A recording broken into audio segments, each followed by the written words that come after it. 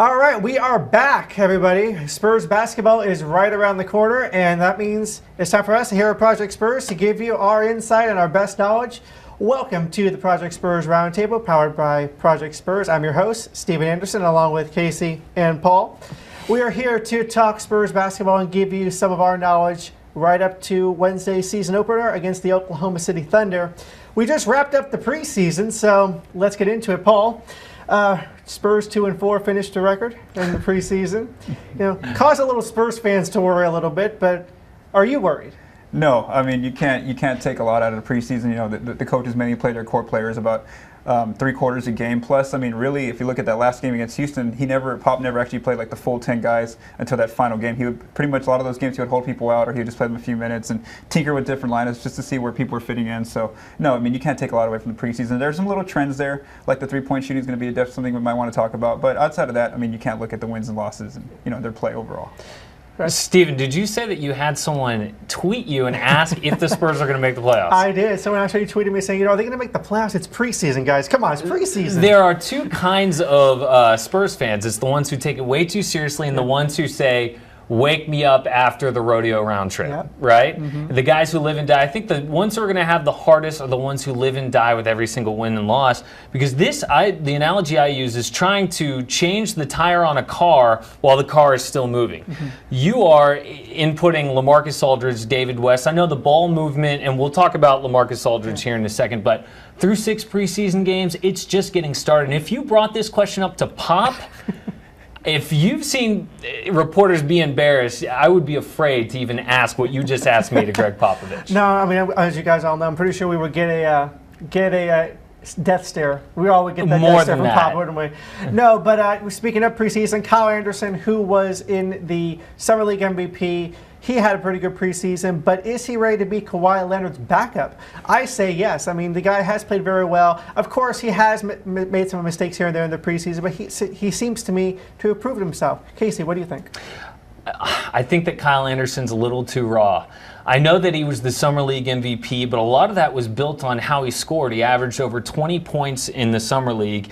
And what I just see is a guy who, when he goes up against NBA bodies, I know we just kind of discounted the preseason a little bit, but when he goes up against NBA bodies, he scores a lot of his points, if you look at his heat map, in and around the paint.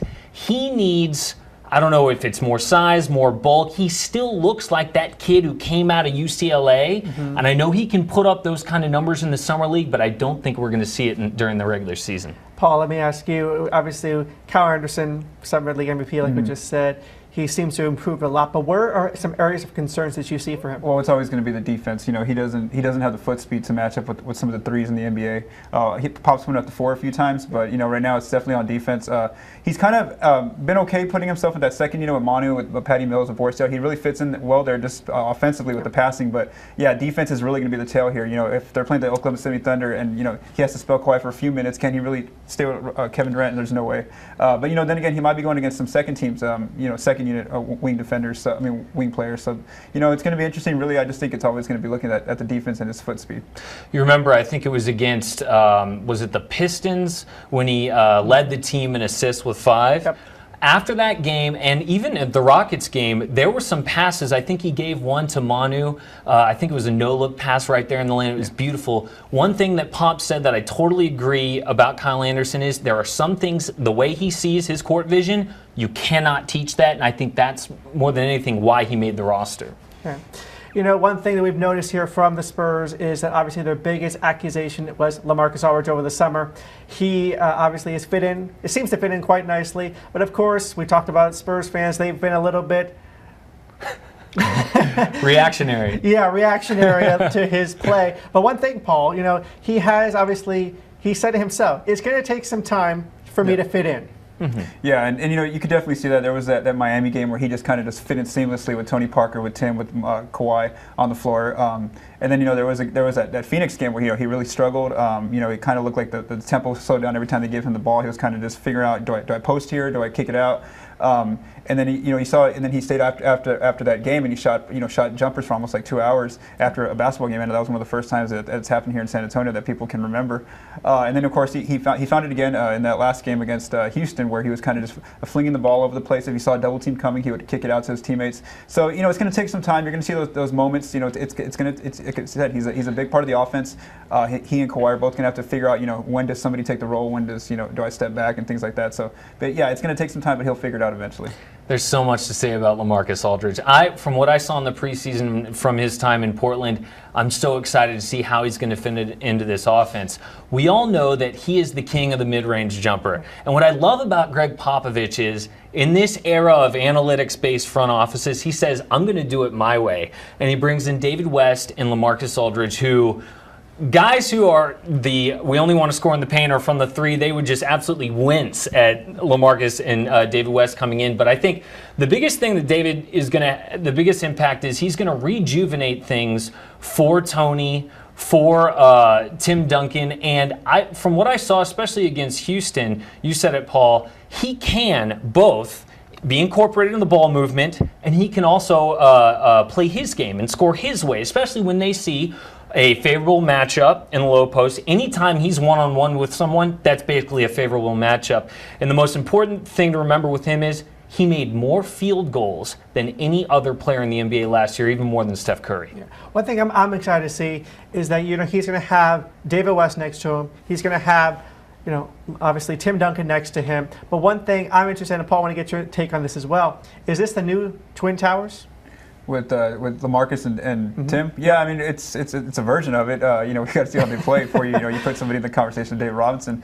But yeah, you can see Tim Duncan and LaMarcus. They have such a high basketball IQ, each of them. There was that first game against Miami when they played together. When LaMarcus brought the ball down, he kicks it to Tim. Tim holds it, just tells him to get into the high low, and then easily just kicks him for the layup. And I also think something we didn't talk about was the impact on Tony Parker. You kind of saw it against Houston the other night. They were running a lot of that pick and pop, he and LaMarcus, and LaMarcus talked about this after the game, where in the first half he was giving Tony was feeding all the open passes to LaMarcus for those pick and pop jumpers, but then in the second half the defender started going toward his way, so then he knew that Tony had the alley and open the lane, so he had about 10 to 12 points that second half, and that's gonna help. Having him in the offense is easily gonna help some of the older guys like Tim and Tony. All right. So it's time for us to look into our crystal ball a little bit, guys. We'll do our best here to kind of look in there and make our predictions a little bit. It was early in the season, so let's start out. First off, I want to get your guys' take here. First question, where do you see the Spurs finishing 1 through 8? Paul? I'm going to say if divisions don't count this year, I'm going to say the 3 seed. I think it's going to be Golden State and Houston just because they have their teams put together. So I think right now, like the 3 seed. Casey? Do we get to pick the eventual NBA champion as well?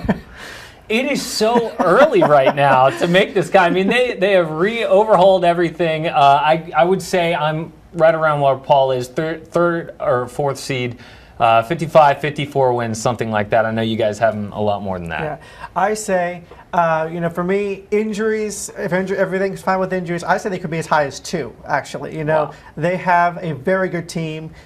Injuries do take part in a lot of things. Golden State obviously was very lucky last year injury-wise. So I say 1 or 2 for the Spurs. Maybe I say 2. But you know what? That's why we're recording this for fun, and we'll see our predictions at the end of the season. Next one. How many wins do you think they'll get? Casey, let's start with you. Yeah, I'm going to go 54. Okay, Paul? I got if no major injuries, I'm going to say 62. I'm one ahead of you. I'm going to say 63 with no injuries, nothing like that. But again, we all know the Western Conference is extremely tough. Obviously, from 1 through 8, anything could happen. But that's our take for this Project Spurs Roundtable. For Casey, Paul, I'm Steven Anderson. And don't forget to go to ProjectSpurs.com to get all of your Spurs needs. And of course, Paul and I will be doing our very best to give you all of the Spurs action this season. So for all of us here, thank you for watching, and we'll see you on the next Project Spurs Roundtable.